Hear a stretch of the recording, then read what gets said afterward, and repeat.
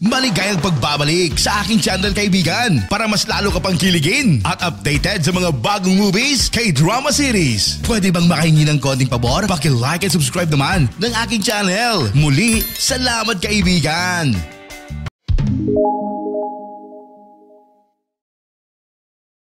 Nagsimula ang serye sa isang babae na nagngangalang Sang-ji, isang 14 na taong mag-aaral sa junior high school. Si Sang-ji ay mas maliit kaysa sa kanyang mga kaibigan, ngunit siya ay napakatalino at ang kanyang mga markang pang-akademiko ay mataas. Gayunpaman, dahil madalas siyang nangangarap ng gising at hindi nakatutok kapag nagpapaliwanag ang guro ng mga aralin sa klase, madalas na pinatatawag ang kanyang mga magulang sa paaralan. Nakiusap si Sang-ji sa kanyang kapatid na lalaki, si Sang-yan, na pumunta sa kanyang paaralan. Si Sang-yan ay nag-aaral sa kolehiyo at tumanggi at nagsawa na siya dahil madalas siyang isangkot ng kanyang nakababatang kapatid sa gulo. Pagdating ni Sang-ji sa bahay, nakatanggap siya ng balita mula sa kanyang ina na nakabalik na ang kanyang kapatid mula sa dormitoryo. Masayang naghanda si Sang-ji ng prutas para sa kanyang kapatid. Gayunpaman, sa halip ay nakilala niya si Jisoo, ang napakagwapong kaibigan ni Sang-yan. Si Sang-ji ay humiling kay Jisoo na magpanggap bilang kanyang nakatatandang kapatid at pumunta sa paaralan. Hindi tumanggi si Jisoo. Lumipas ang buwan, at ngayon si Sang-ji ay second-year high school student na.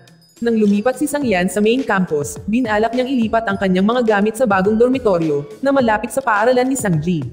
Matapos malaman na tutulong si Sang-yan na ilipat ang mga gamit ng kanyang mga kaibigan, nag-aalok si Sang-ji na tumulong dahil umaasa siyang makikita niya si Jisoo. Sa hapon pagkatapos ng klase, nang pumunta si Sang-ji para tulungan ang kanyang kapatid, sa wakas ay nakita niya si Jisoo pagkatapos ng ilang taon na hindi nakita. Halos hindi makilala ni Jisoo si Sang-ji dahil ngayon ay malaki na siya at napaka-cute niyang tingnan. Pagkatapos, dinala ni Jisoo si Sang-ji sa kanyang dormitoryo. Bago umalis para sa kanyang part-time na trabaho, sinabi ni Jisoo kay Sang-ji na kung gusto niya ang kanyang Fox doll, maaari itong iuwi ni Sang-ji. At sa araw na iyon, aksidenteng naiwan ni Sang-ji ang kanyang libro sa mesa ni Jisoo. Pagbalik ni Jisoo, hiniram niya ang cellphone ni Sang-yan para kausapin si Sang-ji tungkol sa libro. Dahil kinailangan ni Sang-ji na tapusin ang kanyang assignment, napagkasunduan nilang magkita ng 6 AM at sasamahan ni Jisoo si Sang-ji na gawin ang kanyang takdang aralin. Kinabukasan, pumunta si Sang-ji sa lugar na napagkasunduan nila, at sabik siyang naghintay kay Jisoo. Sabik na sabik si Sang-ji na naghihintay kay Jisoo na pumunta sa kanyang paaralan. Noong nakaraan, nag-iisa si Sang-ji na naghihintay sa kanyang upuan pagkatapos ng klase. Gayunpaman, hindi dumating si Jisoo. Dahil desperado na siya, umuwi siyang baliw at aksidenteng natapilok. Pagkatapos, dumating si Jisoo at hinawakan si Sang-ji. Ngunit nagreklamo si Sang-ji na late dumating si Jisoo at agad na humingi ng tawad si Jisoo sa kanya. Pumunta sila sa opisina ng guro. Mahusay na ginampanan ni Jisoo ang kanyang tungkulin at nakinig sa mga reklamo ng guro, na si Sang-ji ay palaging nagdo-drawing kapag nagtuturo ang guro sa klase. Maganda ang kanyang mga marka, ngunit umaasa ang guro ni Sang-ji na mapapabuti ang kanyang ugali kapag nag-aaral. Gayunpaman, hinimok ni Jisoo si Sang-ji na humingi ng tawad sa kanyang guro, sa huli ay naging maayos ang pagpupulong. Bumalik sa kasalukuyan, at iniisip ni Sang-ji na huli na naman si Jisoo. Sa makatuwid, isinumpa niya si Jisoo sa telepono, isinusumpa na hindi kailanman magkakaroon ng kasintahan si Jisoo sa buong buhay niya. Ngunit pagkatapos ay sinurpresa ni Jisoo si Sang-ji mula sa likuran. Maaga pala siyang dumating at binigyan pa si Sang-ji ng gatas. Pagkatapos noon, sinamahan ni Jisoo si Sang-ji na gawin ang kanyang takdang aralin sa panaderia, at binigyan din siya ng matamis na cake. Ilang beses na tumingin si Sang-ji kay Jisoo habang ginagawa ang kanyang takdang aralin. Hanggang sa wakas ay nagtanong siya tungkol sa bayan ni Jisoo at sa kanyang mga plano sa bakasyon. Umiti lang si Jisoo at ipinaliwanag na siya ay taga Yehey Town, at sinabihan niya si Sang-ji na tapusin ang kanyang takdang aralin ng mabilis. Bago pumasok si Sang-ji sa paaralan, naglagay si Jisoo ng isang pirasong papel sa kanyang bag. Tila, kagabi ay sinilip ni Jisoo ang aklat ni Sang-ji at binasa ang kanyang sinulat na nagsasaad na ang kanyang kapatid ay lubhang nakakainis. Pagkatapos, gumawa si Jisoo ng sarili niyang salaysay gamit ang isang piraso ng papel at sinabing masaya siyang makitang muli si Sang-ji. Pag-uwi niya, tumibok ang puso ni Sang-ji nang basahin niya ang nakasulat.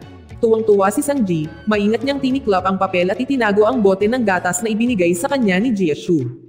Isang araw, pumunta ang mga magulang ni Sang-ji sa kasal ng kanilang kaibigan. Pagkatapos ay inimbitahan ni Sang-yan ang kanyang kapatid na babae na lumabas para mananghalian kasama ang kanyang mga kaibigan. Ayaw palampasin ni Sang-ji ang pagkakataong ito na makita si Jisoo.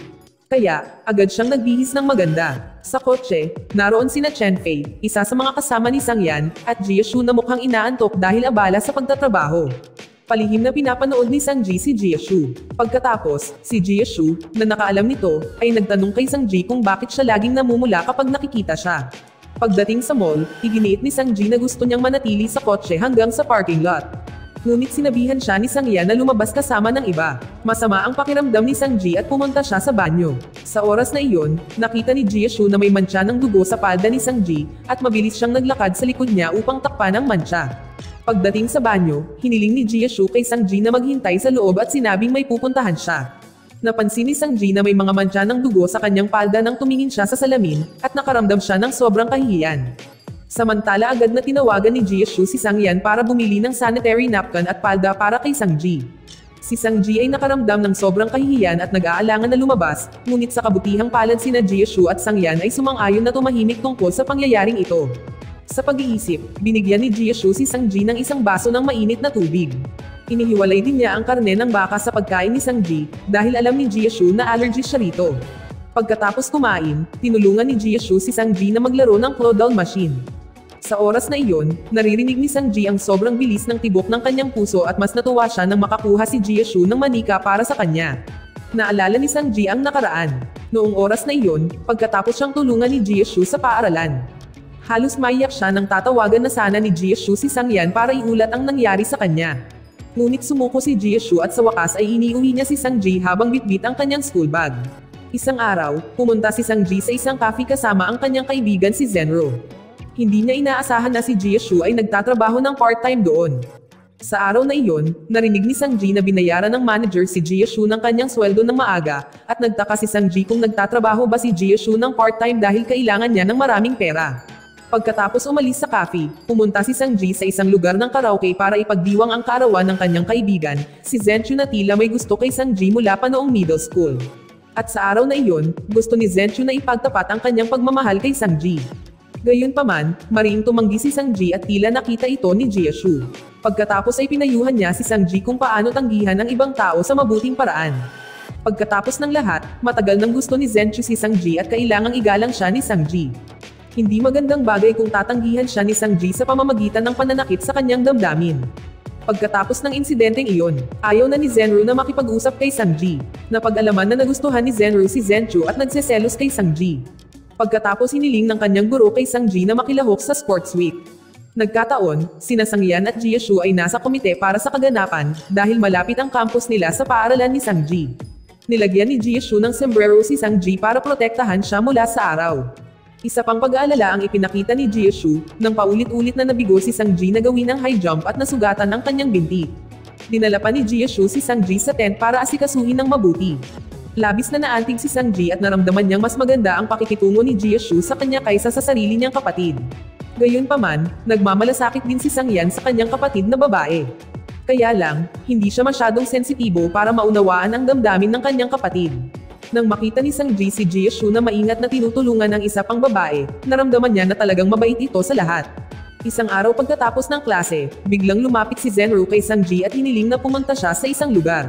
Sinabi ni Zenru na gusto niya talagang pumunta sa internet cafe. Sa katunayan, madalas silang binabalaan ng kanilang guro na mag-ingat sa pagbisita sa lugar na iyon, dahil madalas na nangyayari ang mga hindi kanais-nais na bagay doon. Talagang ayaw ni Zenru na pumunta sa internet cafe, dahil binubuli siya ng isang grupo ng mga senior na babae. Hindi siya nang ahas na lumaban at sinubukang linlangin si Sang-ji sa pamamagitan ng pagkaladkad sa kanya sa bagay na ito. Pagkatapos ay hinanap nila ang bag ni Sang-ji at binyantaan siya, na sinabihan si Sang-ji na magdala ng pera bukas. Siyempre, labis na nadismaya si Sang-ji kay Zenru at sa wakas ay naunawaan niya kung bakit biglang lumapit muli si Zenru sa kanya. Hiniling ni Sang-ji kay Zenru na umuwi at ipapaliwanag ang problemang ito sa kanyang mga magulang, pagkatapos ay naglakad si Sang-ji ng mag-isa. Gaano man kalungkot si Zenru, hindi natatanggapin ni Sang-ji ang kanyang paghingi ng tawad. Hindi pa gumagaling ang pinsala sa binti ni Sang-ji, at dahil may gagawin si Sang-yan, humingi siya ng tulong kay Jia-shu para sunduin ang kanyang kapatid na babae sa paaralan. Agad na hinanap ni Jia-shu si Sang-ji matapos malaman na wala siya sa paaralan, at sa kabutihang palad ay nahanap ni Jia-shu si Sang-ji sa isang eskinita malapit sa internet cafe. Noong panahong iyon, ayaw sabihin ni Sang-ji kay Jia-shu ang tungkol sa kanyang mga problema, dahil ayaw niyang makagulo siya.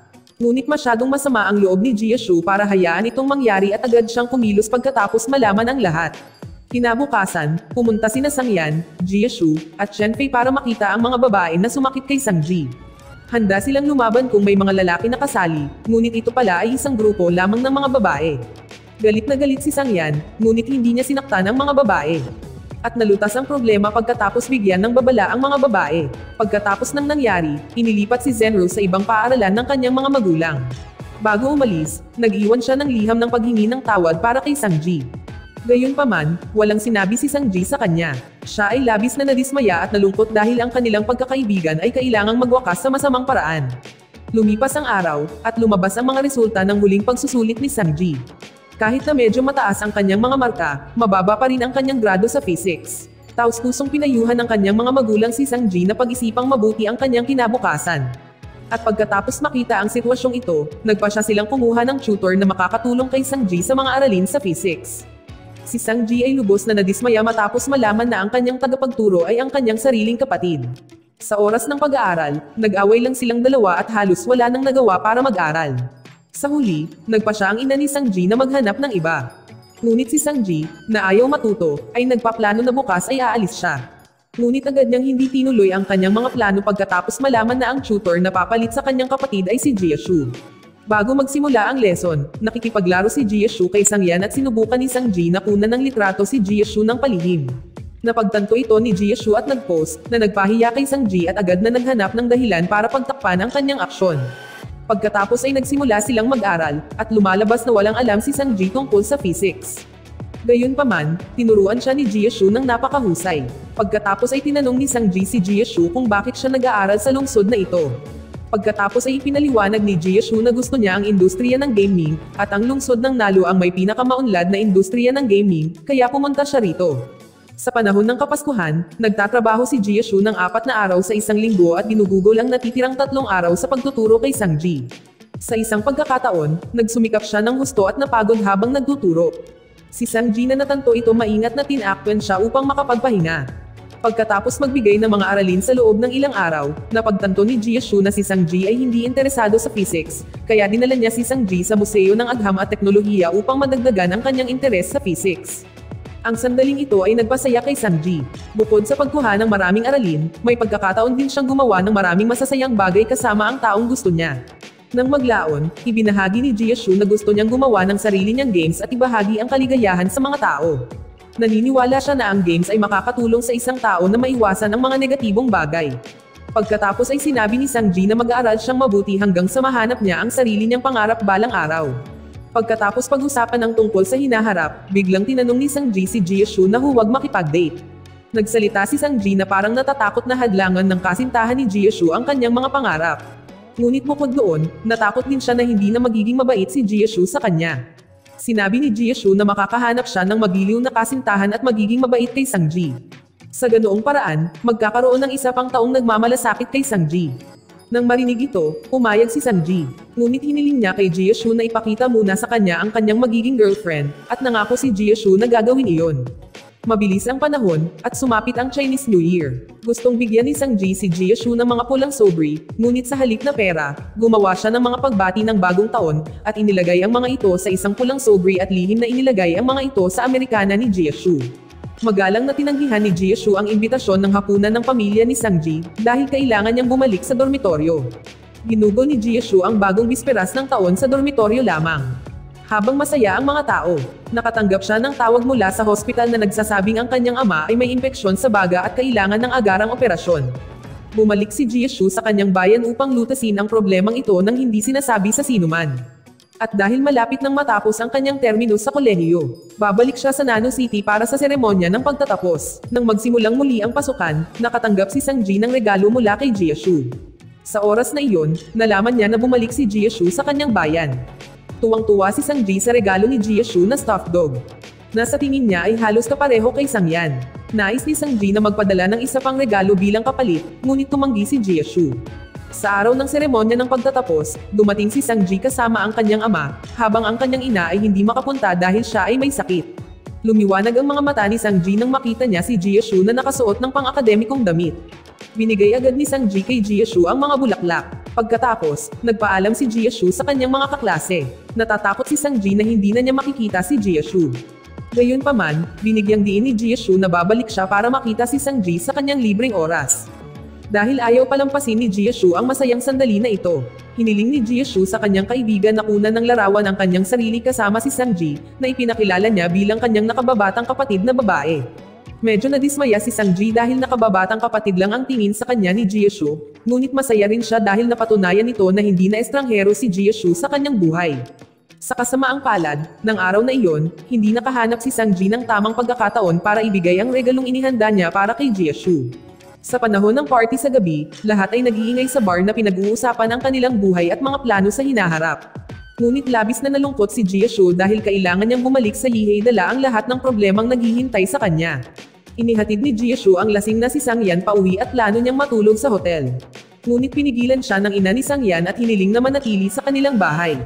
Sa kalagitnaan ng gabi, tinanong ni Sang-ji si Jisoo kung bakit hindi pa siya natutulog. Hindi sinabi ni Jisoo sa kanya ang problema, ngunit naramdaman ni Sang-ji na hindi masaya si Jisoo. Hinimok siya ni Sang-ji na sabihin ang mga problema, ngunit sinabi rin ni Sang-ji na sasamahan lang niya siya kung hindi pa handa si Jisoo na sabihin sa kanya ang kanyang mga problema. Nang makita ang sinseridad na iyon, sinabi ni Jisoo kay Sang-ji ng kaunti ang tungkol sa kanyang problema. Sinabi niya na marami siyang utang sa isang tao. Seryosong hiniling ni Sang-ji kay Jisoo na huwag mag-alala dahil tutulungan niya siya pagkatapos kumita ng pera.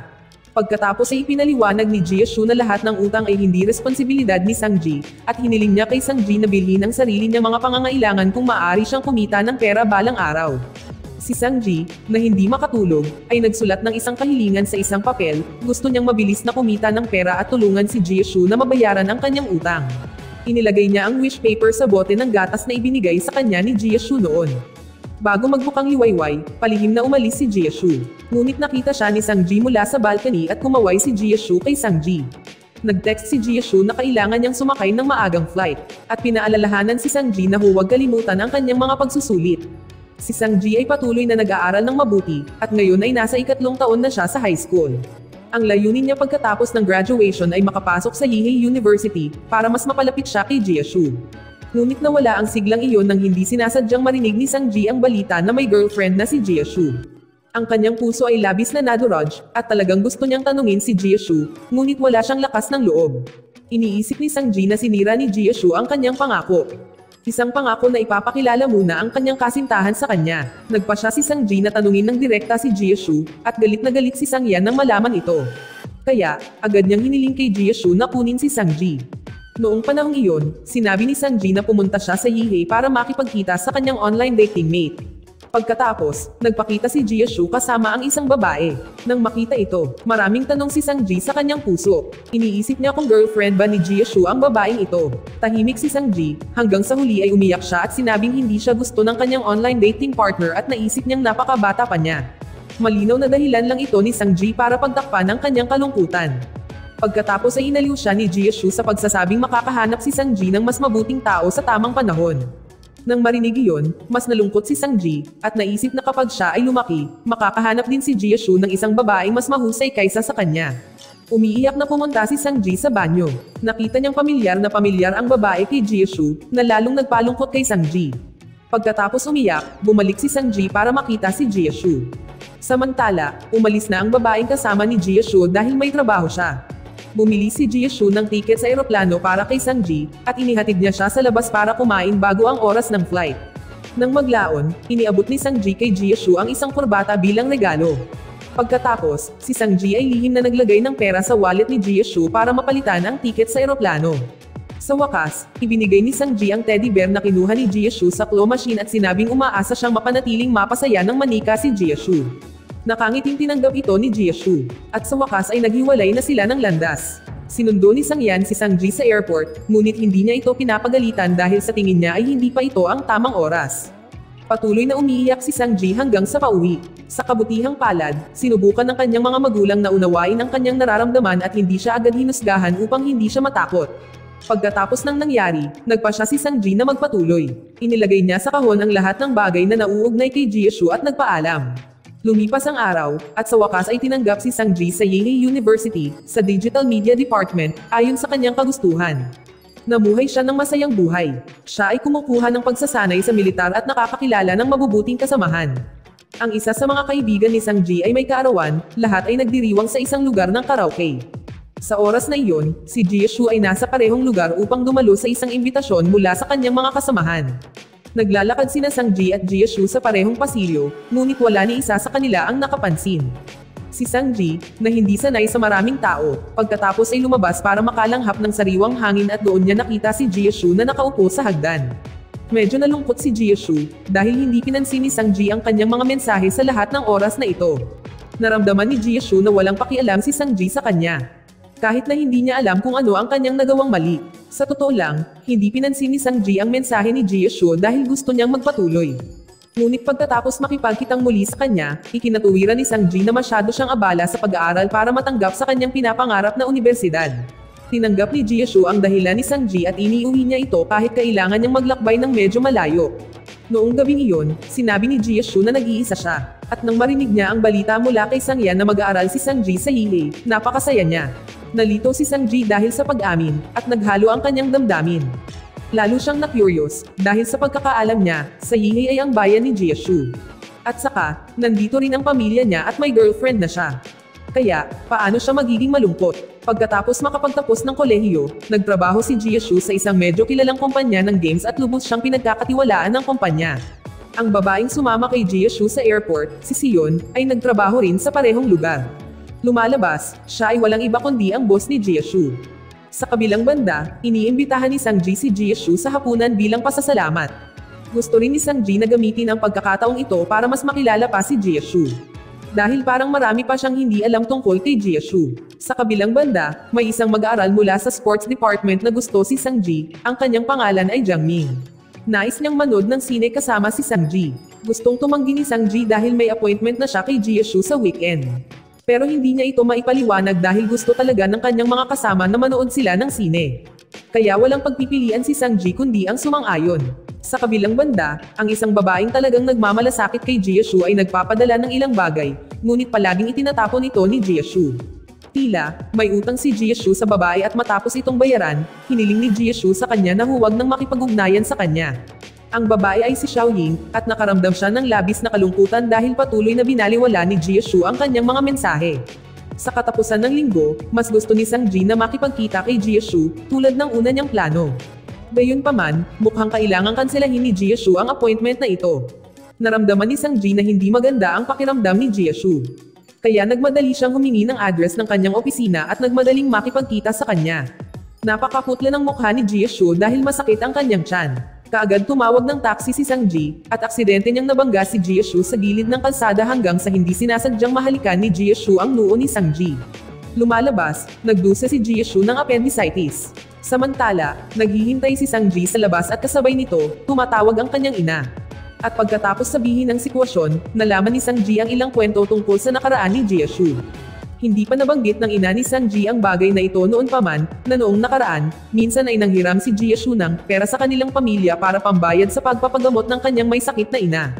Nagpatuloy si Jisoo sa pagtatrabaho ng gusto hanggang sa mabayaran niya ang kanyang utang sa loob ng 6 na buwan.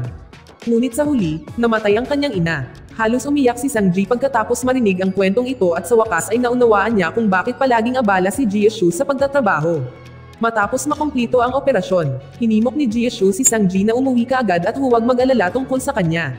Ngunit pagkatapos noon, naisip ni Jisoo ang nakaraang insidente nang hindi sinasadyang hinalikan niya ang noo ni Sang-ji. Pagkaraan ng ilang oras, tumawag si Sang-yan upang ipahayag ang kanyang pag-aalala. Tila hindi kayang iwan ni Sang-ji si Jisoo, hanggang sa nagpasya siyang samahan siya. Naniniwala si Sang-ji na gagawin din ni Jisoo kung siya ay may sakit. Dahil hindi makabangon si Jisoo sa kama, nag-alok si Sang-ji na tulungan siyang punasan ang kanyang mukha bago matulog. Kinabukasan, hiniling ni Jisoo kay Sang-ji na kunin ang kanyang laptop sa kanyang bahay. Ngunit tumanggi si Sang-ji at sinabing kailangang magpahinga si Jisoo. Nang marinig ang reklamo ni Sang-ji, napagtanto ni Jisoo na ang babae ay talagang nasa hustong gulang na. Pagkatapos ng kanyang mga aktibidad sa klase, pumunta si Sang-ji sa bahay ni Jisoo para kumuha ng damit. Noong panahong iyon, hindi inaasahan ni Sang-ji na may larawan pa si Jisoo kasama niya sa kanyang graduation. At pagkatapos makakita ng larawan ng ina ni Jisoo, nagpakilala si Sang-ji. Pagkatapos, dumating kaagad si Xiaoying pagkaalis ni Sang-ji, at hindi niya alam na ginagamot si Jisoo sa hospital. Bumalik si Sang-ji sa hospital at dinala ang laptop ni Jisoo. Gayunpaman, binalaan niya siya na huwag magtrabaho ng husto. Inakala ng matandang lalaki sa tabi ng kama ni Jisoo na si Sang-ji ay asawa ni Jisoo. Ngunit pagkatapos ay ipinaliwanag ni Jisoo na si Sang-ji ay ang kanyang nakababatang kapatid na babae. Gayunpaman, ang matanda ay tila hindi nakakarinig ng maayos at naisip pa rin na sila ay isang perpektong mag-asawa. Sumang-ayon si Jisoo sa kanyang mga salita at tumugon ng may biro. Ngunit tila, hindi natuwa si Sang-ji sa biro na ito. Palagi niyang itinatago ng mabuti ang kanyang nararamdaman, ngunit madaling nagbiro si Jisoo tungkol dito. Naisip ni Sang-ji na baka para kay Jisoo, wala silang relasyon maliban sa magkapatid. Pagka-uwi mula sa hospital, si Sang-ji ay naging maasikaso kaya gumawa siya ng maraming mga tala para kay Jisoo upang mapanatili ang kanyang diet. Pagkatapos umalis, inaliw ni Sang-ji ang kanyang sarili at tinanggap ang katotohanan na siya ay isang nakababatang kapatid para kay Jisoo. Bukod pa riyan, napansin ni Jisoo na nagbago ang ugali ni Sang-ji at nag-aalala siya na magagalit siya.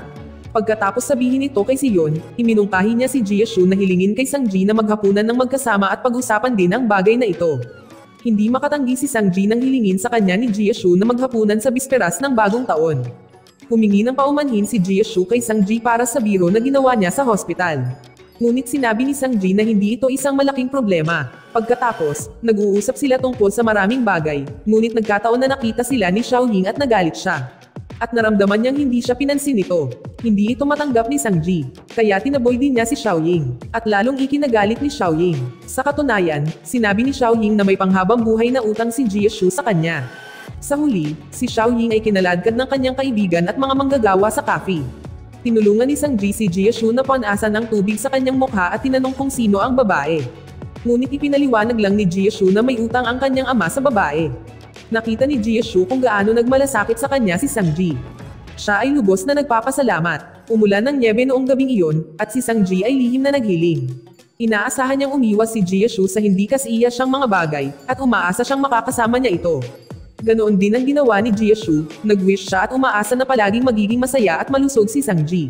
Pagkarating ni Jisoo sa kanyang bahay, naghihintay na si Xiaoying sa kanya at humingi ng tawad sa kanyang ginawa sa cafe kanina. Galit pa rin siya dahil hindi siya pinansin ni Jisoo at hiniling niya ang pananagutan sa mga nakaraang kaganapan.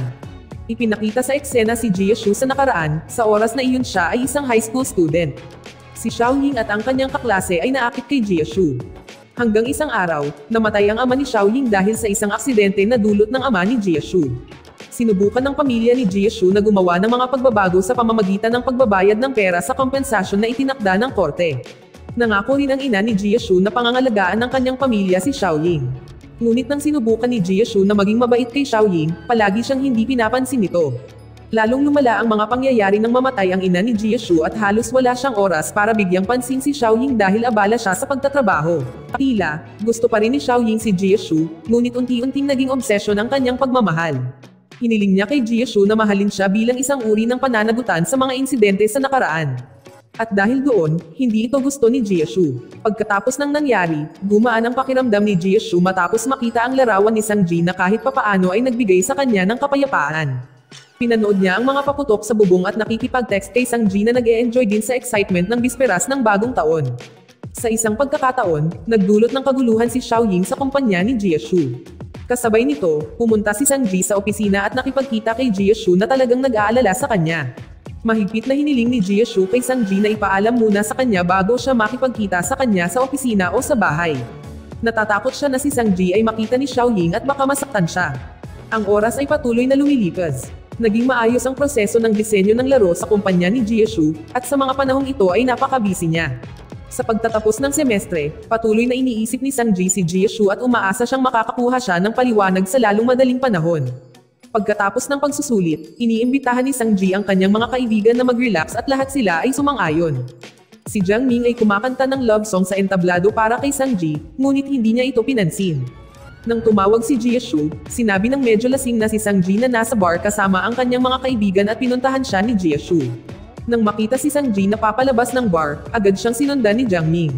Kaya, dumating si Jisoo at sinusubukang tulungan ni Jiang Ming si Sang-ji na labis na lasing.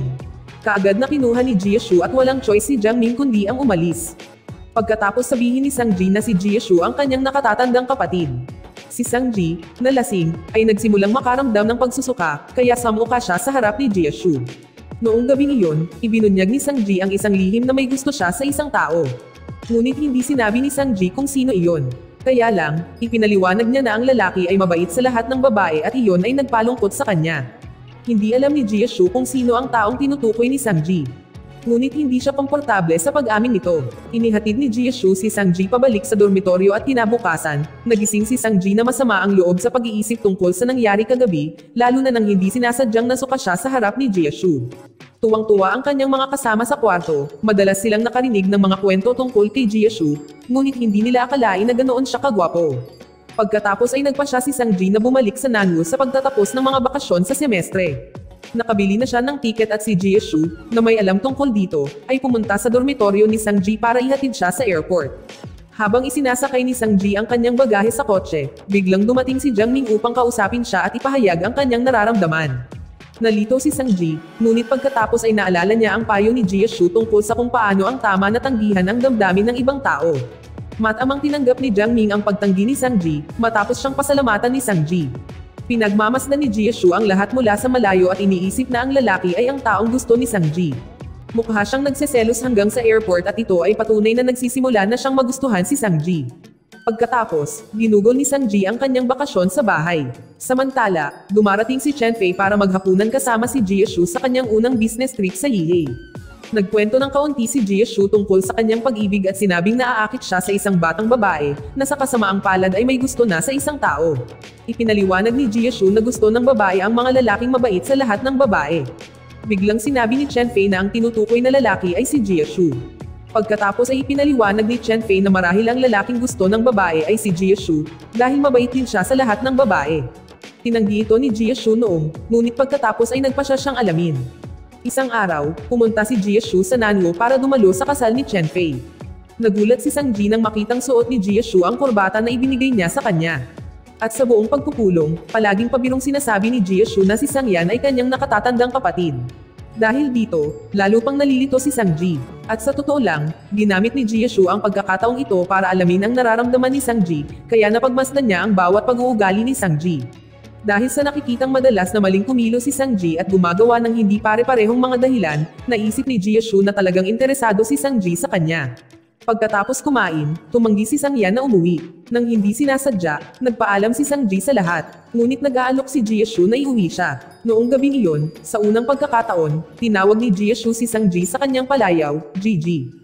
Dahil dito ay natigilan si Sang-ji saglit. Pagkatapos iuwi si Sang-ji, binigyan siya ni Jisoo ng isang bracelet na may nakaukit na inisyal ni Sang-ji bilang regalo sa bagong taon. Tila kakaiba ang titig ni Jisoo noong gabing iyon, na nagpaisip kay Sang-ji kung ano ang nangyari sa kanya. Pagkatapos ay nalaman ni Sang-ji ang tungkol sa kahulugan ng pagbibigay ng mga post-eras, ngunit siya ay nadismaya matapos basahin ang isang artikulo na nagsasaad na ito ay isang paraan lamang ng atensyon mula sa mga nakatatanda. At dahil doon, ayaw niyang suotin. Bukod pa rito, buong gabing nagpupumilit si Jisoo para makuha ang parehong tiket sa flight ni Sang-ji para makabalik siya sa Yihei kasama niya. Sa airport, nakilala ni Jisoo ang kanyang kaklase sa high school na hindi sinasadyang nabanggit si Xiaoying at sinabing nililigawan siya ni Jisoo. Agad itong itinanggi ni Jisoo at si Sang-ji ay nagkunwaring casual kapag nagtanong siya tungkol dito. Sa wakas nalaman niya na si Xiaoying ang babaeng nag-splash kay Jisoo sa cafe. Gayunpaman, ipinaliwanag ni Jisoo na kung magkakaroon siya ng kasintahan, ipapakilala niya muna siya kay Sang-ji. Nang marinig ang mga salitang iyon, nagulat si Sang-ji at natanto na hindi nakakalimutan ni Jisoo ang kanyang pangako. Pagkatapos, nagtanong si Sang-ji tungkol sa babaeng dinala ni Jisoo sa airport noong panahong iyon. Pagkatapos, ngumiti si Jisoo nang makita niyang nagseselos at nahihiya si Sang-ji. Lalo siyang naniwala na talagang gusto siya nito. Dahil may kumpiyansa, nagpa siya si Jisoo na sundan muna si Sang-ji. Tinatanggap niya ang lahat ng payo mula sa kanyang mga kaibigan tungkol sa kung paano makuha ang puso ng isang babae. Ang unang hakbang na kailangan niyang gawin ay isama si Sang-ji kasama si Seon, ang babaeng dinala niya sa airport. At pagkatapos nilang magkita, nalaman ni Sang-ji na hindi pa nakipag-date si Jisoo at si Seon ay isang katrabaho lang. Tila, humingi ng tulong si Jisoo kay Seon para ipaliwanag ang lahat kay Sang-ji para hindi siya magkamali. Pagkatapos noon, dinala ni Jisoo si Sang-ji sa sinehan. Gayunpaman, hindi naging maayos ang unang date nang hindi sinasadyang uminom si Sang-ji ng inuming naglalaman ng gatas at naging sanhi ng kanyang allergy. Kaagad na pinalitan ni Jisoo ang kanyang inumin at sa nalalabing araw, nagkaroon ng pantal si Sang-ji na kailangan siyang dalhin sa ospital. Pagkatapos bigyan ng gamot si Sang-ji, naalala ni Jisoo na minsan niya itong binigyan ng gatas. Nagsinungaling si Sangji, sinabi niyang ibinigay niya ang gatas sa kanyang kaibigan. Sa dorm, lahat ay naghihintay para sa mga update mula kay Sangji tungkol sa kanyang unang date. Hindi naging maayos ang date, pero masaya si Sangji dahil mukhang gusto siya ni Jisoo. Sinusubaybayan nila ang kwento ng pag-ibig ni Sangji, kaya pagkatapos nito, sinubukan nilang gabayan si Sangji sa usapin ng pag-ibig. Sa kanyang kaarawan, nagbihis ng maganda si Sangji para makita si Jisoo upang magpalipas ng oras na magkasama. Sa bus, palaging binabantayan ni Jisoo si Sangji at inaalok si Sangji na hawakan ang kanyang kamay para hindi siya mahulog. Pumunta sila sa sinehan para manood ng pelikulang hindi nila napanood noong nakaraan. Ipinakita ni Jisoo ang lahat ng uri ng atensyon kay Sangji at ito ay lubos na nagpapasaya sa kanya. Nagulat si Sangji nang imbitahin siya ni Jisoo sa kanyang bahay, at tinanggap niya ang imbitasyon ni Jisoo na pumunta sa kanyang bahay. Lumalabas, naghanda si Jisoo ng birthday surprise sa rooftop ng kanyang bahay, pati na rin ng birthday cake na espesyal na inihanda para kay Sangji. Noong gabing iyon, napakasaya ni Sangji dahil ito ang unang kaarawan niya kasama si Jisoo. Inaasahan niyang ipagdiwang ito muli sa hinaharap kasama si Jisoo. Naghahanda si Jisoo ng regalo para kay Sangji at hiniling sa kanya na buksan ito pagka-uwi. Napagtanto ni Jisoo na si Sangji ay gaya ng maraming tao, kaya tinanong niya kung paano makuha ang kanyang puso. Ipinaliwanag ni Sangji na ang tao ay dapat na gwapo, mabait, mas matangkad sa kanya, at may parehong pananaw.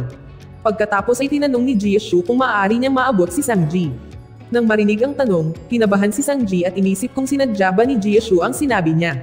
Ngunit mukhang seryoso si Jisoo, at ayaw niyang maging kapatid lang ni Sangji.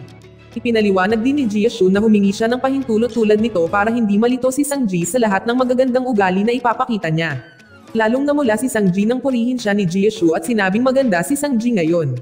Talagang maganda ang sitwasyon, hanggang sa wakas ay umuwi si Sangji dala ang cake ni Jisoo sa kanyang dormitoryo. At tila, ang kanyang mga kaibigan ay naghanda ng sorpresa para sa kanyang kaarawan. Si Sangji ay nakakuha ng maliit na camera bilang regalo mula kay Jisoo at talagang gusto niya ito. Noong gabing iyon, sinabi ni Sangji sa kanyang kapatid na makikipag-date siya. Binalaan lamang si Sangji na mag-ingat, ngunit matapos marinig na ang kanyang nakababatang kapatid na babae ay nakikipag-date sa isang mas nakakatanda, hindi siya mapakali at agad siyang pinayuhan. Tinanggap ni Sangji ang mungkahi ng kanyang kaibigan na subukan si Jisoo sa pamamagitan ng hindi agad na pagtanggap sa kanyang imbitasyon na makipag-date. Kung patuloy na maghahanap si Jisoo ng mga paraan para makasama siya, tatanggapin ni Sangji ang kanyang imbitasyon. Ngunit ang abalang buhay ni Jisoo ay tila ang pangunahing dahilan kung bakit bihira silang magkita. Sa pamamagitan ng insidenteng ito, nagsimulang magduda si Sangji sa nararamdaman ni Jisoo. Hanggang isang araw, kinailangan muli ni Jisoo na kanselahin ang kanyang pakikipag-date kay Sangji. Sa pagkakataong ito ay hindi dahil sa trabaho, ngunit kinailangan ni Jisoo na pumunta sa hospital upang makita ang kalagayan ng kanyang ama na nakoma dahil sa isang aksidente ilang taon na ang nakararaan. Flashback noong gabing matapos aksidenteng mabangga ang ama ni Xiaoying, sa halip na tanggapin ang responsibilidad, pinili ng ama ni Jisoo na tumakas. Hiniling ng kanyang pamilya sa kanya na sumuko siya sa pulisya, ngunit ayaw niyang makinig at tumalon sa medyo mataas na bintana. Nawasak kaagad ang buhay ni Jisoo dahil nakoma ang kanyang ama. At ang kanyang ina ay pinilit na ipagpatuloy ang trabaho araw at gabi upang maghanap buhay, at ang kabataan ni Jisoo ay ginugol sa pag-aaral habang nagtatrabaho. Nagpatuloy ang kanyang pagdurusa ng magkasakit ang kanyang ina at kalaunan ay namatay. Pagkatapos bisitahin ng kanyang ama, umuwi si Jisoo sa bahay na may pagod na mukha. Kahit na talagang gusto niyang magpahinga, pinili niyang pumunta sa dormitoryo ni Sangji at naisip na iyon lang ang pagkakataon niya para makita si Sangji. Si Jisoo ay madalas na nakakaligtaan ng mga appointment, ngunit si Sangji ay may sapat na gulang upang maunawaan at tiisin ito. Bilang isang paraan ng suporta, kapag nagkita sila, si Sangji ay bumili ng cotton candy para kay Jisoo at sinabi na kung kakainin niya ang candy na ito ay magpapasaya sa kanya. Ito ang unang pagkakataon na si Jisoo ay nagkaroon ng gayong matamis na suporta mula sa isang tao at lubos siyang nagpapasalamat. Nang dumalo si Sangji sa isang open na seminar sa kanyang campus, si Jisoo ay lihim na dumalo upang lumahok. Labis na kinabahan si Sangji nang patuloy na tumingin sa kanya si Jisoo kaya nagkunwari siyang tulog at nakapikit ang kanyang mga mata. Inilapit ni Jisoo ang kanyang mukha sa mukha ni Sangji at tinusok ang pisngi nito. Iniisip ni Sangji hinalikan siya ni Jisoo nang walang babala, at sadyang tinanong ni Jisoo kung ano ang ginawa niya ngayon. Sa halip na sumagot hiniling ni Sangji kay Jisoo na lumapit at hinalikan siya sa pisngi. Nahihiyang sinabi ni Sangji na kahit nagawa na niya ito, ayaw pa rin niyang tanggapin. Nagpatuloy si Jisoo sa pang-aasar sa kanya sa buong klase at pagkatapos noon, naglakad-lakad silang dalawa sa paligid ng campus. Malapit na ang bakasyon, nagpa siya si Sangji na manatili sa Yihei at maghanap ng internship para mapabuti ang kanyang karanasan. Si Sang Yan, na nakakaalam nito, nag-aalala siya na ang kanyang kapatid na babae ay mag-aaksaya ng kanyang oras sa pakikipag-date. Kahit na ayaw ni Sang Ji na umuwi dahil gusto niyang makasama si Jia Shu, seryoso rin siya sa pagpapahusay ng kanyang mga karanasan sa pamamagitan ng pagsali sa isang internship program. Naghanda si Sang Ji ng birthday surprise para kay Jia Shu sa isang restaurant. Hiniram niya ang kusina para gumawa ng tradisyonal na pagkain na tinatawag na long life noodles. Sobrang nagustuhan ito ni Jia Shu at nag-enjoy. Pagkatapos, pumikit siya at nag-wish. Alam ni Sang Ji kung ano ang kanyang hiling at sinabi niya na madali itong matutupad, dahil ngayon ay pumayag siyang makipag-date sa kanya. Nagkatinginan sila at nauwi sa isang halikan. Pakiramdam ni Sang Ji, napaka-espesyal ngayon, dahil kaarawan ni Jia Shu at unang araw din nilang magkasama. Ipinaliwanag ni Jia Shu ang sitwasyon ng kanyang pamilya kay Sang Ji na hindi pa niya sinabi noon. Natatakot si Jia Shu na ang problemang kinakaharap niya ngayon ay maaaring maging hindi masaya kay Sang Ji. Ngunit itinanggi ni Sang Ji na wala siyang pakialam. Nangako rin siya na laging nasa tabi ni Jia Shu. Sa pagtatapos ng semestre, nagsimulang maghanap si Sang Ji ng isang lugar para sa internship. Isang araw, nawalan ng kuryente sa dormitoryo ni Sang Ji. Dahil dito, inimbitahan ni Jia Shu si Sang Ji sa kanyang bahay at tinulungan itong mag-aral. Hindi lang iyan, naghanda din si Jia Shu ng pagkain para kay Sang Ji. Nang gabing iyon, iniuwi ni Jia Shu si Sang Ji habang mahigpit na hawak ang kanyang kamay.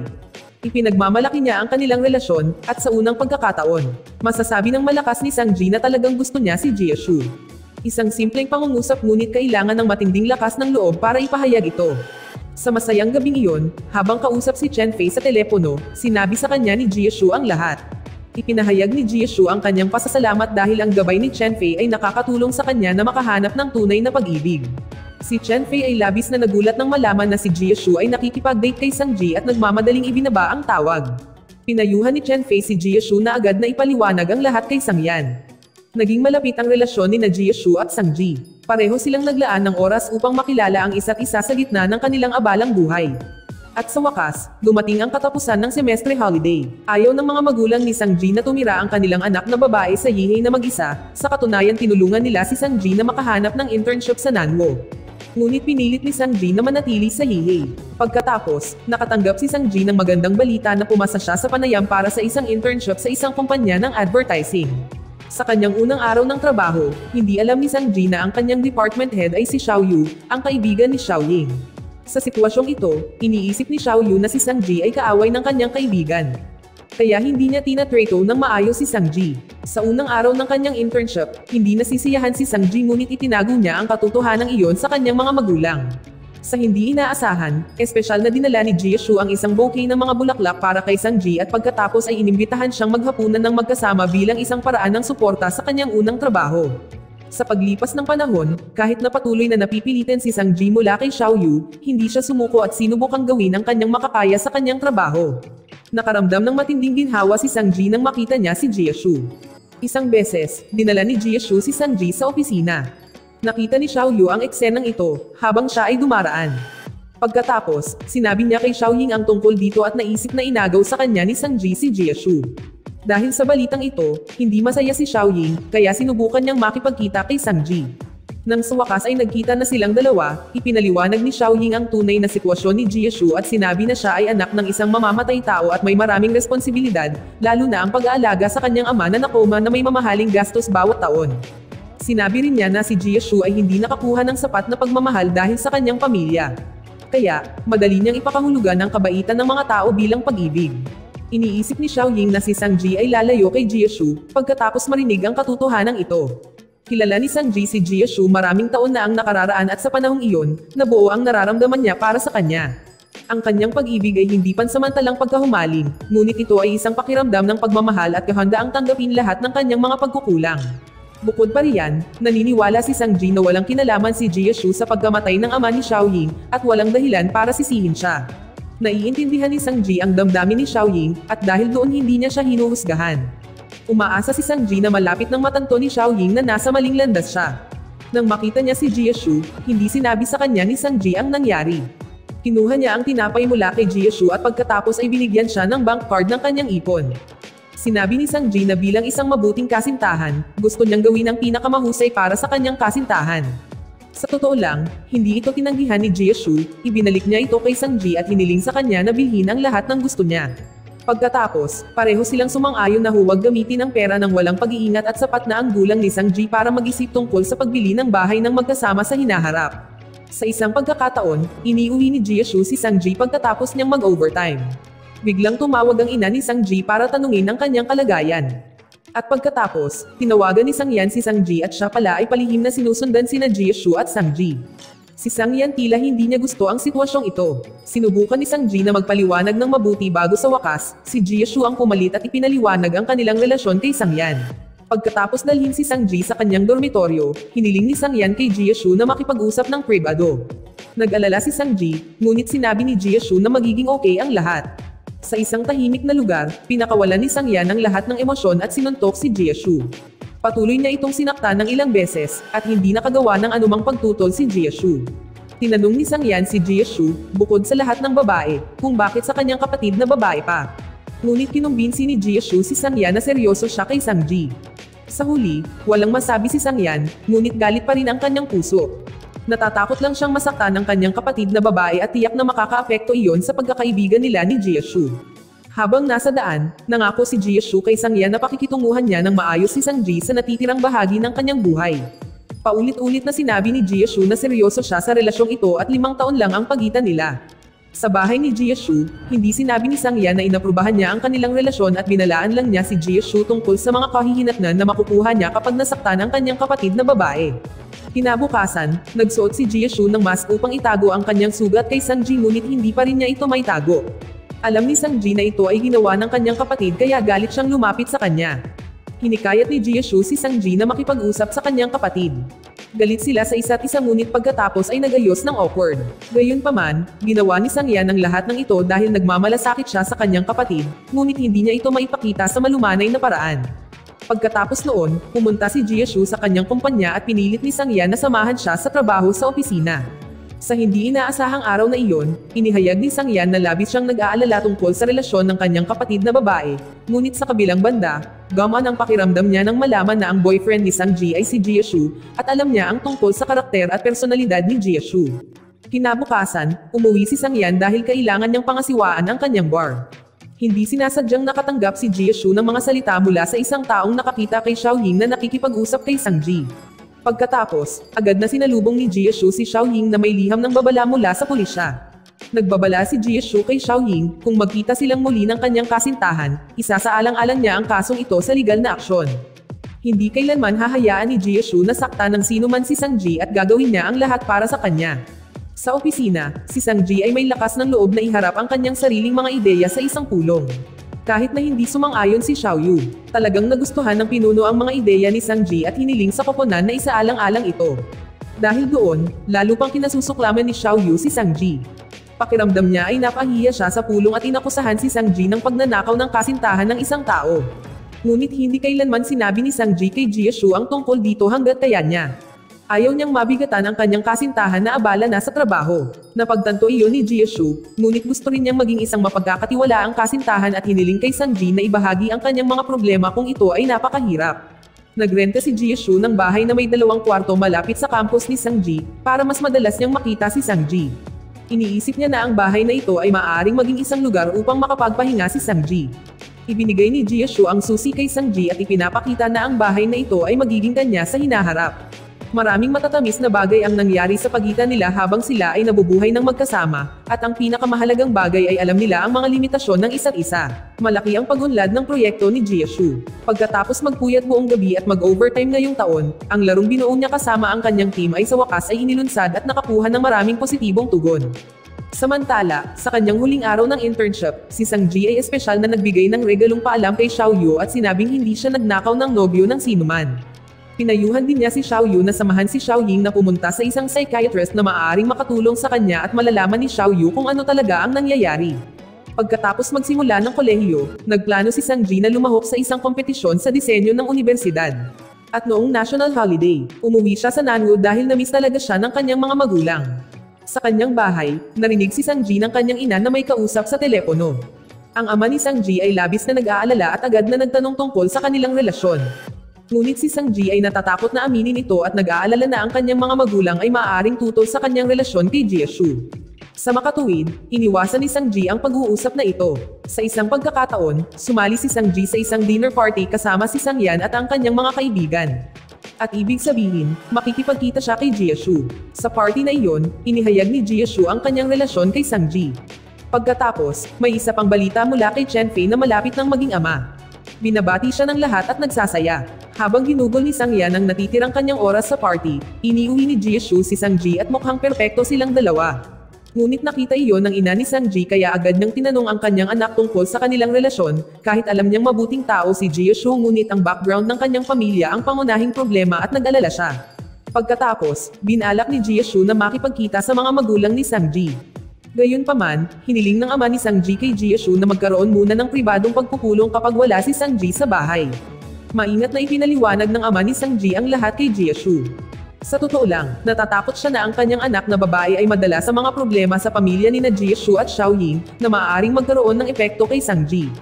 Kaya, gusto lang ng ama ni Sang-ji na iparating ang kanyang mga alalahanin bilang isang magulang dahil gusto niya ang pinakamahusay para sa kanyang anak at umaasa na si Jisoo ay maaaring seryosong isaalang-alang ang kanilang kinabukasan.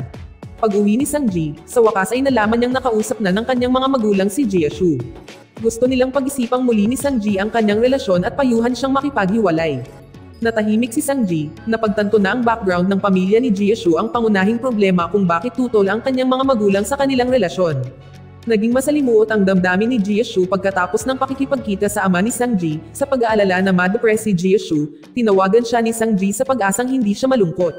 Namumula ang mga mata ni Jisoo at hiniling kay Sang-ji na gugulin ang kanyang oras kasama ang kanyang mga magulang. Natatakot si Sang-ji na magwakas ang relasyon nila ni Jisoo, kaya gumawa siya ng malaking hakbang para sundan siya.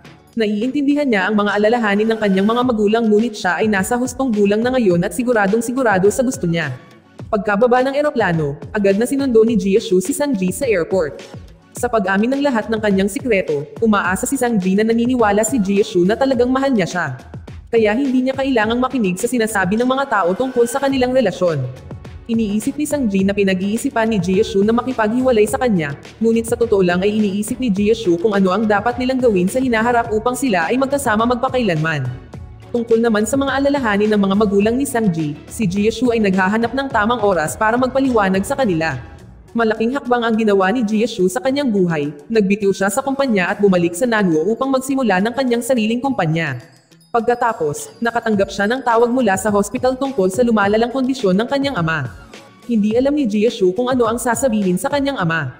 Nagsisilang siya sa ginawa ng kanyang ama at sinabi sa kanya kung ano ang nangyari sa kanilang pamilya sa lahat ng oras na ito.